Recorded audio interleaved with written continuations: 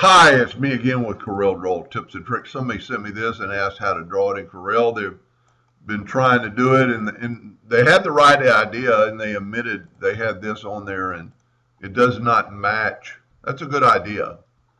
And you could maybe stretch it, but then you're going to stretch some things out, and it's not at the right angle. But that is a great idea to do that. We're going to start off by just mimicking this. See, it's pretty fuzzy. It might even trace, but we don't need to do that.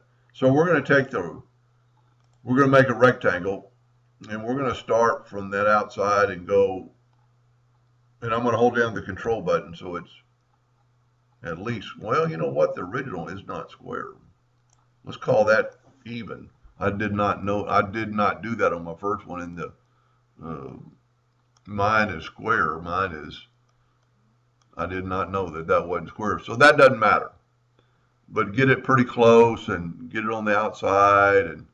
And then we're going to go and grab that line, which is a half a line, half a point. We're going to go to 12. And we're going to call that good. And then I'm going to go to object and convert the outline to an object. And then I'm going to left click, right click. And you can see I'm a little bit bigger than the original, but we could quite possibly just move it in. And because it's not square, it's not going to work perfectly, but we could squeeze it. So we're going to make it more to the original. So that's pretty close. Now, the best way for me to draw this line, I would love just to use the 3-point curve line, but there's too much of two straight lines. And so what I'm going to do is I'm going to take the 2-point line, and I'm actually going to go from this outer corner all the way till where where it's still flat. And then I'm going to go and see I'm a little bit off there, but that doesn't matter. Go to there. Now that might be hard to see on the video, so let me zoom in here.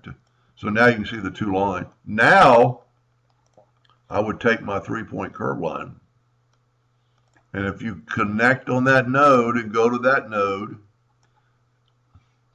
and then I must not have got my 3-point curve line. Let me back up here.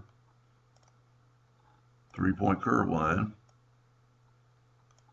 And then just kind of arch it and make it pretty close to that. Now we need to, well, I guess I could do it. I can grab all this line without, I'm not grabbing everything, well, I'm not grabbing all of it. Now I've got all three, or two objects, one of those must have joined. I'm going to go to object and I'm going to combine that line. And then I'm going to turn that into that 12-point line. And then I'm going to go to object, see it's on the bottom, but then it doesn't matter, object, and convert the outline to an object, and left click, right click, and now we could put that line. Okay, I had a little bit of a crack there, so what I'm going to do is just take I'm going to take the straight node and move it over, then I can take my virtual segment delete key and delete that. Now I'm literally going to just change my nudge factor like 0.2, and I'm going to take this line. Whoop, 0.2 is even too much. You could do this by hand, but it's easier. Well, there we go. That's good enough. Now I'm going to Control D and make a duplicate, and holding down the control button, I'm going to try to put it on top of the other one, and then I'm going to Control D again and put the third one there. So now what we need to do is just move let's put our nudge factor pretty high, and we'll move our original out of the way. And there's our graphic. Now it's a little bit different looking than mine because I started off with something square, and I just now noticed that this is a short little point, and I have a bigger point here, but this has a smaller point. And instead of deleting lines or trying to weld this, you know, we just have to work with the virtual segment delete key, and I'm actually going to take the shape tool and take that node right there and extend it out. That's no, I maybe need all of them. I could have made it longer to begin with. And as long as I stay on that line, you know, I'm watching this, I think I'm okay. So now what we want to do is we want to make this corner. So I'm going to take the virtual segment delete key and delete through there. I don't have to delete this because it's going to be on the outside. Now that one goes all the way through and then channels into this. So I can just delete these 3 lines. Now in this one I need to stop at the bottom.